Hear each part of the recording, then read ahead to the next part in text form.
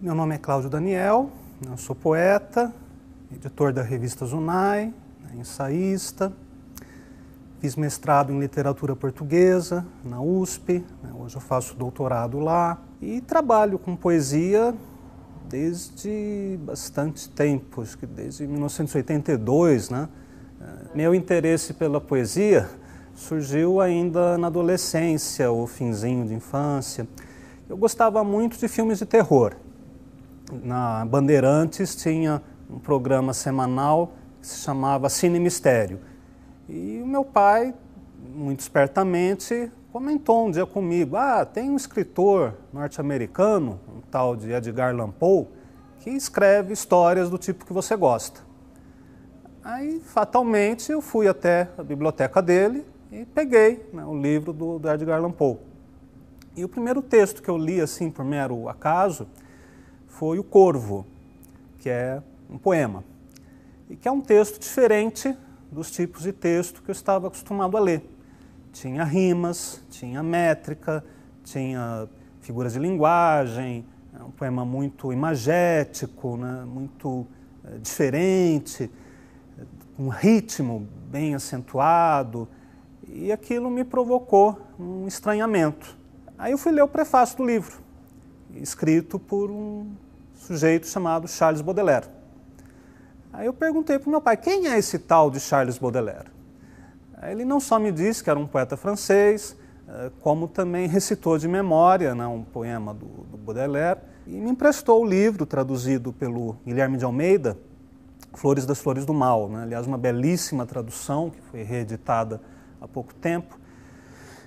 Aí de Poe, de Baudelaire, eu fui a Augusto dos Anjos, fui para Cruz de Souza, cheguei em Oswald de Andrade, de Oswald para Cabral, de Cabral para Haroldo, aí a doença já estava incurável.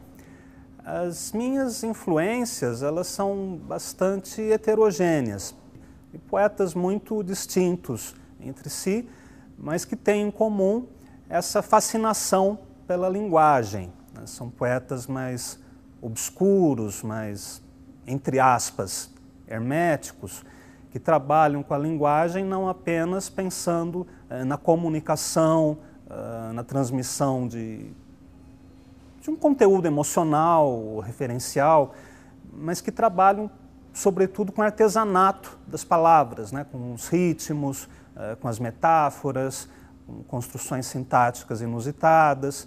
E é isso que sempre me interessou em poesia, a surpresa, a diferença, aquilo que foge da rotina, que foge do coloquial, que foge do cotidiano, aquela poesia que inaugura uma nova realidade pela linguagem. Eu acho que toda poesia mais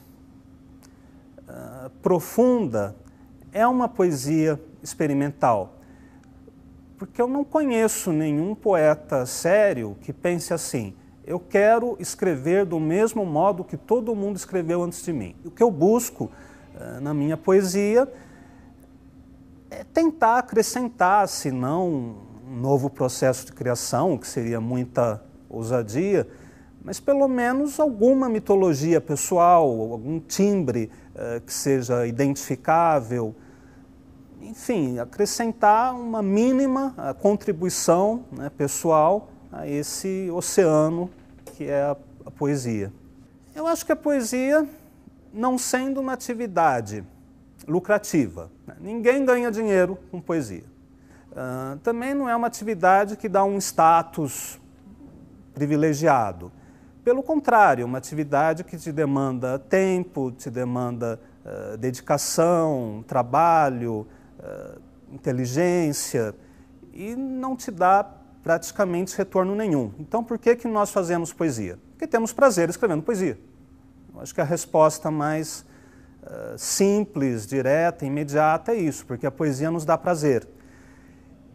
Mas há outras respostas possíveis. Por exemplo, numa época de extrema banalização da cultura, de banalização da informação, dos discursos, eu acredito que a poesia também é uma forma de resistência dentro da linguagem. Mesmo que o conteúdo de um poema não seja político, eu acho que a poesia é política na medida em que ela desafia a pasteurização, desafia a lavagem cerebral e leva ao leitor outros símbolos, outros discursos, outras formas e sentidos que não estão presentes na indústria cultural. Eu sou um leitor chato, compulsivo, obsessivo e bastante heterogêneo nos meus gostos. O meu interesse principal, eu acho que é na função poética da linguagem, digamos assim, que está presente na prosa também. No Grande Sertão Veredas, né, do Guimarães Rosa, no Finnegan's Wake do Joyce, na Clarice Lispector, mesmo em parte da obra de Machado de Assis, né, que são autores que eu também releio sempre. E leio muito ensaio também, né, teoria literária, teatro, mas o meu foco, né, sempre está na poesia. Para quem costuma assim, etiquetar os poetas, que é um modo mais fácil de colocá-los em gavetas, em prateleiras, em antologias, eu pertenço supostamente à chamada geração 90. O Paulo Ferraz publicou recentemente uma boa antologia de poesia contemporânea, que saiu pela Global Editora, que aliás tem publicado várias antologias, né, geracionais, um trabalho bastante meritório. E nessa antologia do Paulo Ferraz, o recorte foi esse, na geração 90. Em algumas outras antologias publicadas pelo Reinaldo Jiménez, na Argentina, pela Flávia Rocha, nos Estados Unidos e por outros autores, eu também costumo entrar nesse rótulo, né, da geração 90. Eu acho um pouco discutível essa tendência que vem se desenvolvendo no Brasil, de algumas décadas para cá, de definir geração por década.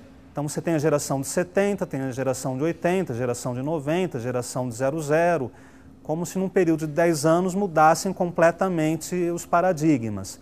Talvez esse seja um critério a ser reavaliado, né, rediscutido pelos teóricos da literatura. Lemures lavoram lúnulas, recrocita labirinto, abismo de espectros. Esta porta que se abre, prosa de corvos.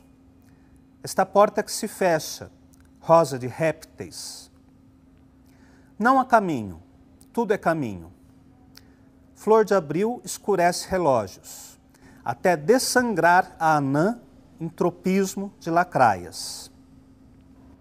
Tudo é um jogo amargo, como saltar os ossos, piscar palavras, traçar na pedra subreptício urro para ver o mistério que há no mundo e em mim. Entre fetos e rudimentos de búfalo, entre cristais e um agudo senso de coágulo, abolir o peixe numa agrimensura de enigmas. Cristal negro, seio negro, lua negra, restilo de pissarras.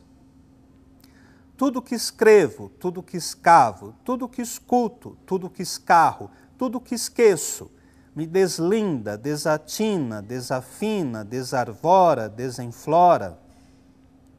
Entre amarelos e lanugens, entre larvais e mentais, entre o que pensa e o que sente, entre o que mente e o que muda, entre o que canta e o que encanta, entre mundo e nada.